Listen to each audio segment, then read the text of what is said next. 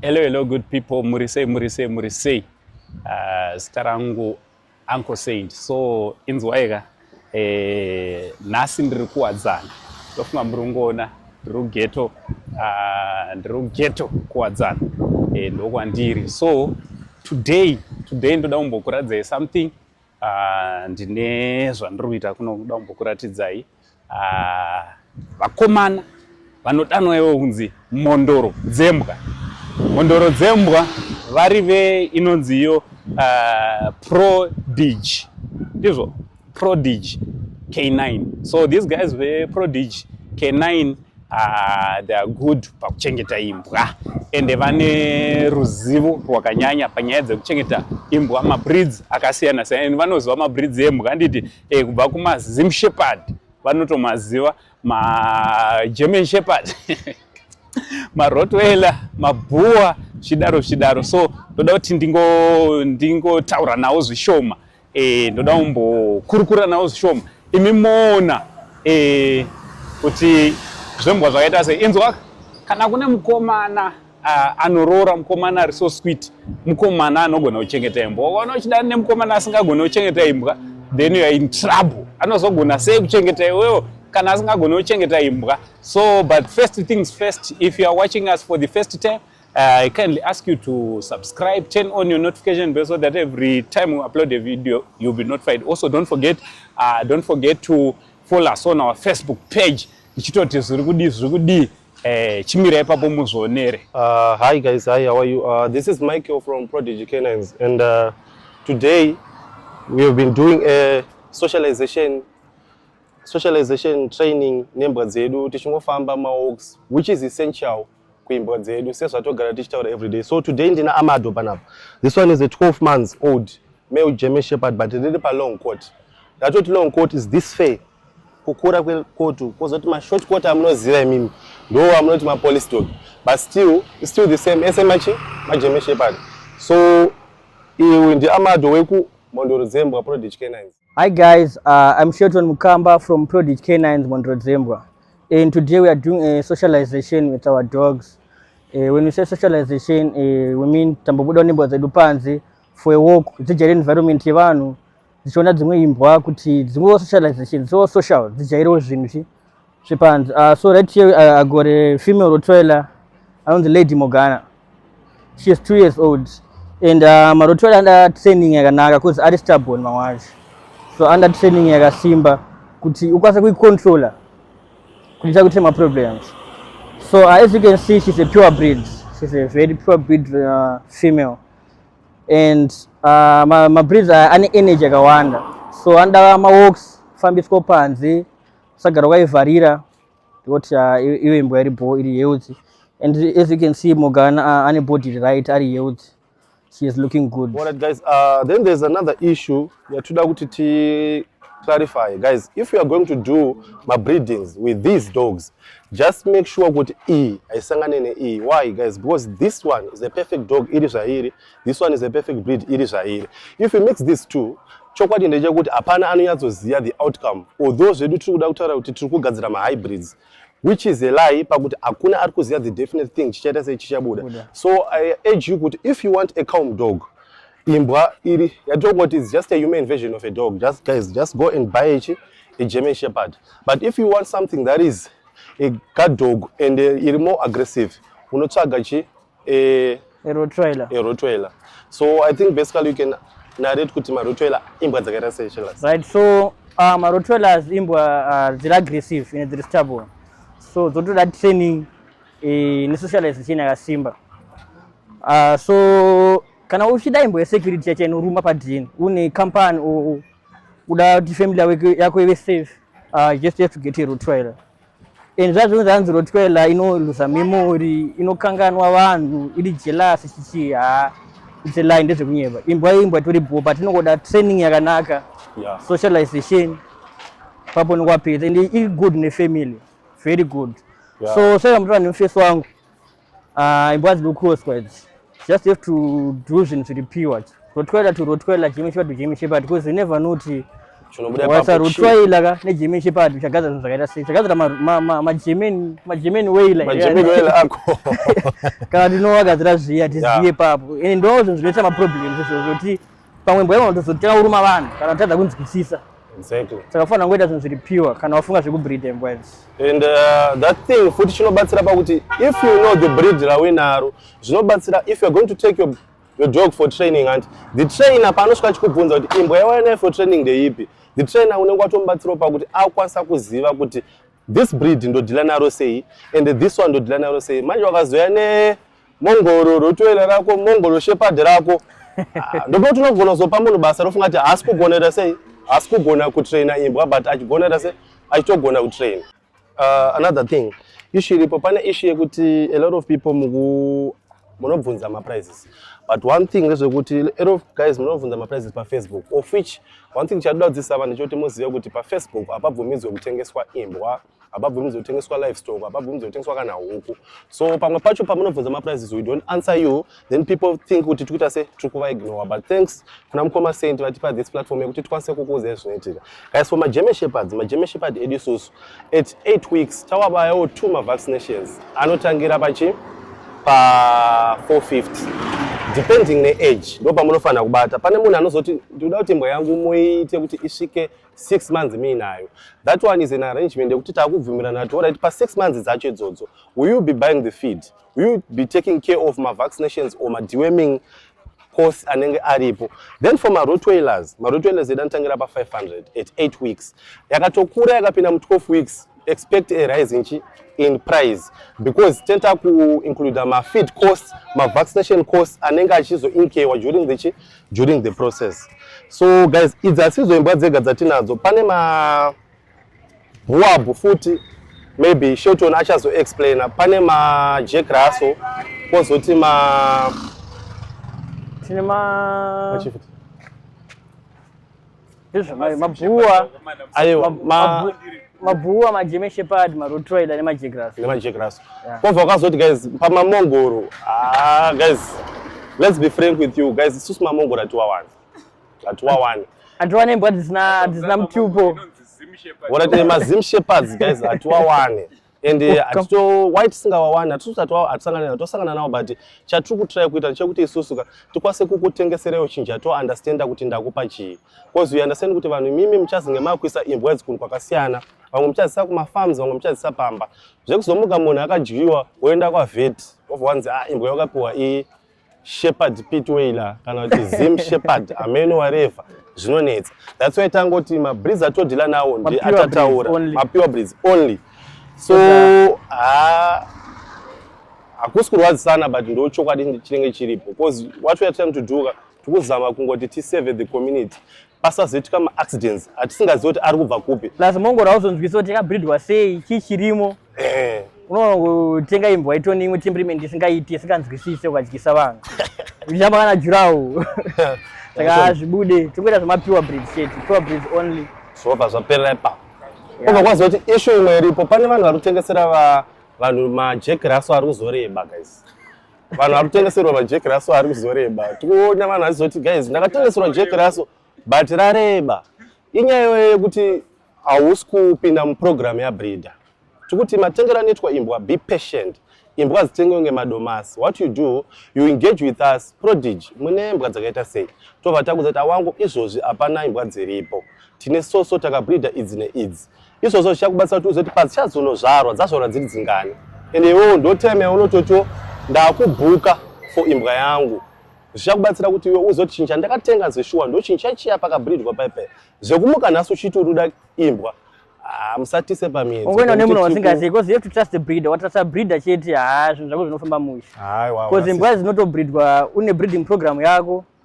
Kuti ungoti unongoenda nemunhu wasingazivi unongonyemberwa ende unongowabhadhisa kana mari yakawandisa isingaite. Saka you have to get in touch with us if you need anything. Tokupai zvinhu zviri pure chete. Tatengesere maMhondoro kunze kumchinzi ndiyo chaiyo. Jack Russell noreba. Wetange Mhondoro aiwa hakuna Jack Russell noreba ri Shelton, right? Yeah. Zvandakazomboita manje. Murikuona PaKuwadzana pane boys dzinotengesa imbwa pepe. Pa flyover. Murikuona zvandakazomboita karimwe gore ndatengeserwa imbwa iyi handizvikanganwa nanhasi. Yanga ine mafea akadii akamira ichipukutwa. Ikapolishwa. Rakabatwa sezvo hamusiri imero. Izwa kanzi amdara iGerman Shepherd mai vacho ava. Ndoava. Aiwa. Tikungoda waya. Baba ndabuditsa waya ndichifara. Then another issue. After some months, ndizvo ndakakupanduka. Vaya panduka. Mapizza Mukamba. Then issue understand guys, it's a serious matter pakuti guys usatengesero zvinhu zvawangosvika uchiona paground. Ndopa kuti engage with the breeder, uzwa breeding program zvinokubatsira kuti uzezesha kuti aiwa pabepa wakati wakasanganisa imbwa ine iyi. Ko iyi yachinja sei? Saka zvinowana sekuru plus issue ye pricing. Ziva ma price range embwa. Atirambe zvedu kuti imbwa dzosiyana ma price maybe depending with the location, but hapana panozotengeserwa a pure German Shepherd $100. A pure Rottweiler $100 kautonyeberwa. Fana ndokugara dauta dhiro ona price yakadaro gara watusiyana plus imbwa itengwa mu road. Unongona imbwa munhu akamira nembwa mu road azoti yakabaiwa ma vaccine here because imbwa idzi dzinoda ma vaccine. Zoba ma vaccine akawanda zodhiwa zvitwa sese saka watengwa nemunhu mu road never know kuti munhu yanu anoziya about dogs here. Kaunda ngokutengesera imbwa asina kubayiwa anything. Because unotenga imbwa ine mari yakawanda. And then after some months ubva yafa apa unokwabusa futi mari saka fana kuwira kuna breeder chaichai ari proper breeder chaichai wotenda zvinhu zviri pure zvinhu zviri legit imbwa ine mapapers akakwana ikavaccinatwa ikadhiwemwa waona maparents waudzwa nezvelineage yayo pedigree yayo yakamira sei zvifamba zvakadai so ndo matengero anotwa imbwa kwete zvingotenga imbwa muroad umwe munhu anochema mwanochema chete kozi vakawana unochema kuya kuti iwe imbwa yangu iyi ibreed ripi oti munhu iwe pawatengesera imbwa iyo wakanzi chii iwewe ubvunza nini nandisipo kaine kozi ubvunza nini nandisipo saka makwesheni wakanzi chii tazwa nekubvunzwa nevanhu kuti iwe ibreed ripi aiwa kuti zvakadaro izvozvo katika kuti vanhu vanotrasta vanoziya Kwazotenge tukusekana but ndo chokwadi chiri kuitika kunzoko. Ene mamwe message atichatopindure kwasi pamwe pacho unozonzi une rafu. Kwasi unomubvunza muntu wakanzi ichi akutonza iwe mimi mune. Imbwa yako wifeed kuti kureso yako ndwifeedawo nyama but aiswita inenge iri mongora iite kabhuru kairo iri mongora. Enozi road runner. Road runner ari kubera Aiwa, no amount of prayer. Zvinogona kuchinja mongoro tepiwa breed. Kana irodzana riite breed azviite. Vamwe ndovanomira nzeve kana one yakadai imwe yakadai kana dzakatarisa uko. Aiwa vanhu vari kuvharwa munyika but it's very bad ende vanhu vavo aiwa vanenge chipa. Sekuru iri consult vanhu vavharwe. Pane issue yanyanya kukura izvozvo yema-middlemen. Middlemen tikuedza kuti munhu asingashaye imbwa. Ndiye munhu anonzi middleman anogara ane imbwa. Be careful nemunhu iyeye because imbwa dziwa zvarakatupa gore. Kana iwe uchigara every day une imbwa wadziwana kupi?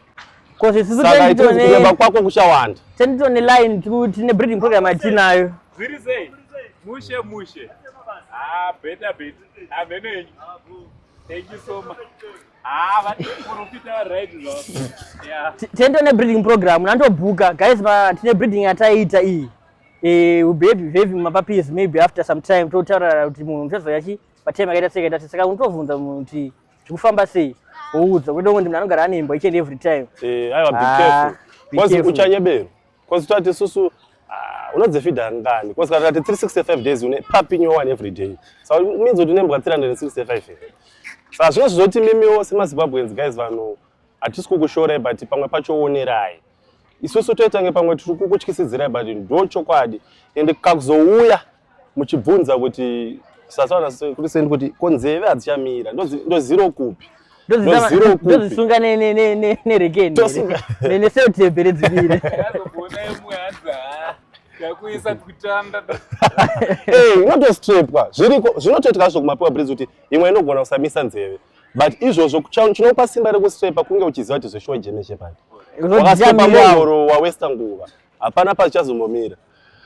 Saka iwa imbwa fana kuenda kuna dog breeder unotrust ende unoziya kuti uya kuti azviziya ma black boabo and panapa chinhu chikunakidza ndechekuti I've got this black beach iri. Ndo mai vembwa iyo irapa. Yakabatwa na Shelton.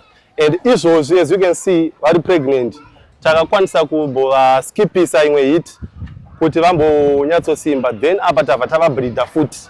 Saka izvozvi, I think there will be puppies muna December uno, and ari kudropa zvekuma 18 December. So then we will need 2 months dzekuti tichiwabaiso first vaccination, second vaccination. Then after ipapo tentakwanisa kuwaita rehome.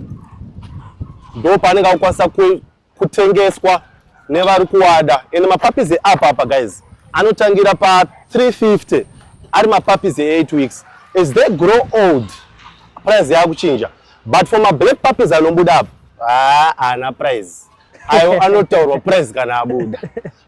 Sezvamuri kuona guys, aya mashoma anoaziya kaya. And uyu wandinayo anonzi pataseka. Munda research pataseka zvinorevei. Mahwani papapa. We are 11 months old. Male. And then moms wacho ndivo vari papapa. Tikavabudira rimwe giant registered male. So haizo tikufamba nemaregistered. Mafemales vedu haasi registered zvake, but takaisa registered male. And very soon papa kudroma puppies akanaka singaiti. So mabhuwa hai imbwa hombe chete. Imbwa hombe ende dzinoda vanhu vane homwe yekufidha. As you can see kuti imbwa dzakabalance, dzakasimba. Ende imbwa hombe dzinodya. Papa chiri kukura zvoti inosvika about 2.5 3 years ichiri kungokura chete. Saka abreedwa kudefenda mafarms. Ndo main purpose yakabreedirwa mabhuwa abo. And zvotonzi kana 3 mabhuwa abo anodonza shumba chaichayo. Saka mukomana ndikatomira naye papa achakura zvikuenda kumberi chaichayo zvikuita imbwa hombe chaichayo. And then guys, another thing, pane issue yekuti sezvamukuona izvo tiri kughetto and imbwa idzi dziri kughetto anti. But issue kuti ndoti chamunoziva mesa ndoti mastands edu isusu madiki.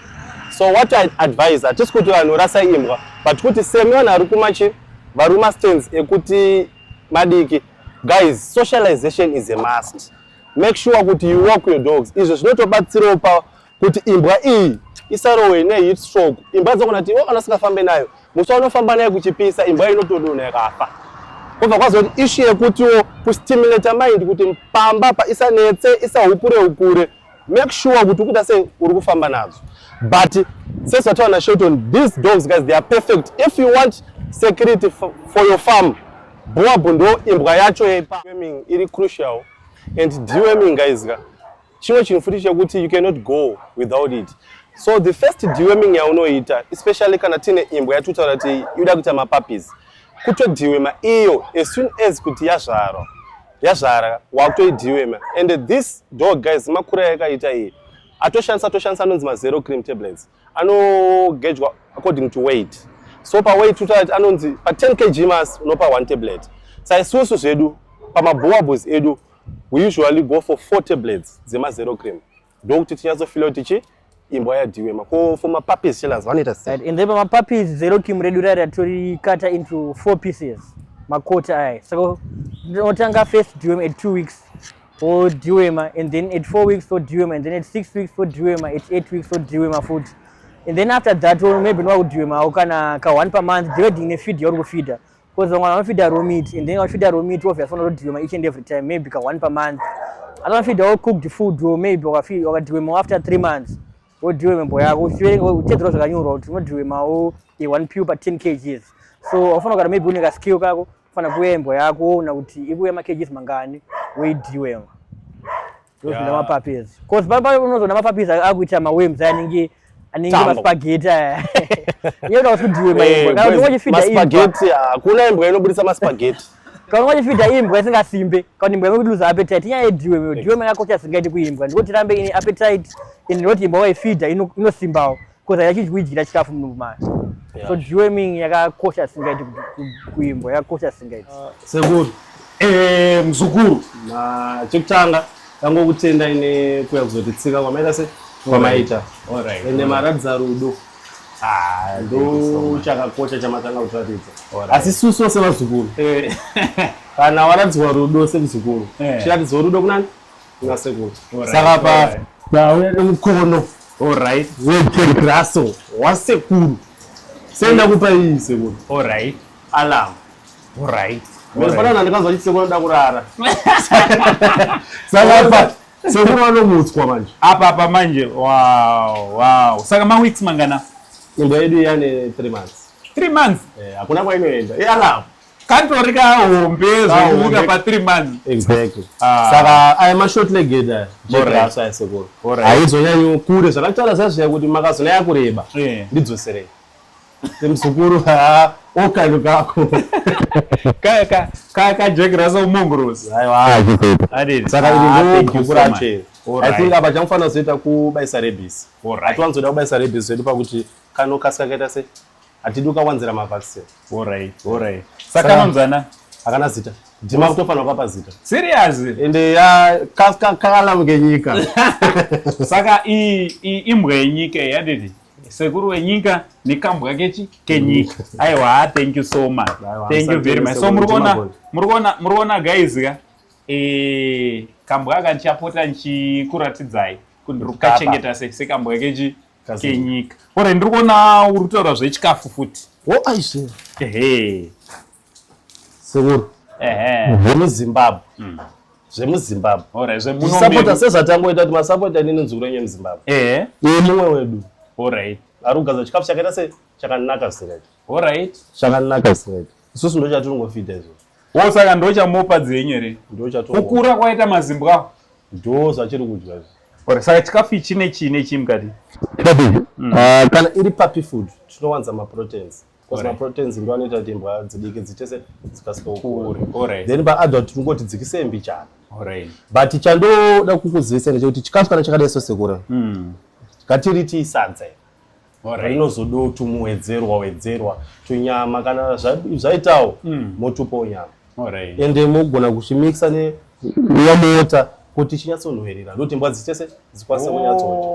Kwete uzongozivayo mzukuru akandipa chakaomeswa saka ndangodira chakadaro. Dzoda netumvura tuomota. Ndole makazowana matumbu. Ayo. Mozoita. Saka guys ndofunga mangozvionera. So inini ndinowanzosapota, vandisapota. Kutosupport ko anditi. So kana zvizvembwaka uyu mukomana ndofunga muri vazhinji mabva mangomuziva anditi. Michael is the guy akaexplaina zvakanzwika nenyaya yema pitbull anditi. I remember ndichiona show yake na DJ Ola ndichingoti a big shout out to my brother DJ Ola nditi today ndinaye zvakare panapa tikataiwaka ava vasingotaura zvembwa chete vari kutodzidzisa this the ndo Mhondoro Dzembwa vanoziva nezvembwa zvakanyanya. Thank you very much. Aiwa, I promise custard nduroti kan munhu unoiti female. Aiwa male. Yasaka istad. Kune kake kamati karikumba kake. Abada kutsagera partner. Relationship yatavaka. Tatanga marriage. Pataka muchato. So sekuru ane mbwa dzawo ndichazokuradzai kuti ndichanokasanganisa kuti ndichanokaintroduce sei. Sepa introduction sekuru. Ndo imwe isha yatofana kubata. Introduction tutarati kana kuri kunzi kune mhuka dziri kumba. Dzingave huku dzingave mbudzi kana makatenga imbwa hombe. Panoda a good introduction. Because zvifuyo zvogona kupera. Alright. Kana kari kadika kana kune dzagara dziri kokumba pada futi a proper introduction. Hamungosviko kakandi. Kana gona kuzototi nemuzukuru kambwa kake kakazojiwa. Saka mimi overs ndimonoziya temperament yembwa dzinotaiwa dzangu dzakasangana nedzimwe imbwa dzina problem. Kana pasina izvo zvomoto mungosviko pamwe moita 30 minutes minadzo muchidziona but muchimonita. Ndo yatuti introduction ndo masvitsura munakaita chipamba. Right, saka ndichaita introduction. Nhasi kandorara mumba. Nhasi kandorara mumba neni because yatova late kare. Ndichakaita introduction mangwana makuseni. Ndomboita indotoita zvokuma 1 hour kana 2 hours. Tichionana, ndichiona kuti dziri kugamuchirana sei, ndichidzipawo futi chikafu dzese. Tichiita introduction. So ndichakupa video. Ucharoona video iroro reintroduction. So thank you very much. So number dzavo ndo dzanga dzichingobuda pakati pesa. Ndo number dzavo unokwanisa kungovabata kana uchida kubvunza anything nezvembwa. Sekuru pane chinhu chasara. Guys, takanyora bhuku. Bhuku rakanzi The Safest Ride for All Dog Lovers. Bhuku iri riri pasoft copy. Inyaya yekuti isusu zvedu mafans edu asati anyatsoti dai taikwanisa kuti tatobudisa riri hard copy sezvakaita vanavo. So bhuku iri zviripo ripo nezvekuti vanhu ndakaona kuti vari kubvunza ma questions vakawanda. So we tried to answer most of the questions mubhuku iroro. zvekuti munhu kana uchingotanga kuita imbwa you have to know regulations type dzembwa chikafu dzofidwa kangani vaccination zvese zviri mubhuku rino kuita $5 chete saka varingoda panhamba dzamataura vanongoti bata toasendera bhuku ino ndichatoita urangu memanje ndokudza fair ondoya nchidzidza student repanapa. Alright, thank you so much. Mashoko ekupedzisira tichipedza guys mashoko angu ekupedzisira semhondoro yembwa tiri pakuti guys let's not stereotype panyaya dzemabreeds aya kuti imbwa inoita zvakati imbwa inoita zvakati especially kana usina information yakakwana. Hapana chakashata kuti utenge bhuku, hapana chakashata kuti undifonere uchindibvunza kuti ndatenga imbwa handisi ndokwanisa kutengesa Zimbabwe yese imbwa kwawatenga ikoko wakatibata wakabata nini wakabata Shelton tokwanisa kukutokubatsirawo kuti aiwa imbwa iyi awangoitenga kuchiti ndeyekumba but iendese kufamba. Why takuchichengetedza vana vari pamba. Saka tikuti we can offer advice but guys let's love imbwa idzi sevana vedu. I think the wrong way takatanga kushandisa kuti imbwa muZimbabwe icho chatanga chinhu chinoshoreka but inini na Uncle Saint inini na Shelton we love these breeds and we love these dogs. Saka semuzvamangoona rudo dzatiri kudzipa dzimpewo ndo mashoko akwe pesa kangwa so guys thank you very much. Thank you so much nechipo chamandipa ina ndovanzopiwa zvipoka pandopiwa zvipo ndinozvikoshesa imbwa iri priceless kwandiri haina prize zvokutoti ukandibvunza kuti majegrasa ukaita sekenyu imari ndingatokuti abvunza Shelton kana Michael inini handina prize pachinhu chanini ndapiwa sezvizvi ichi ndinofa nacho ichi hamene achatanga kufa pakati pedu but kanenge ari ngori neni. Thank you so much from Uncle Saint neMhondoro Dzembwa for not cheating. It's much love and God bless you all.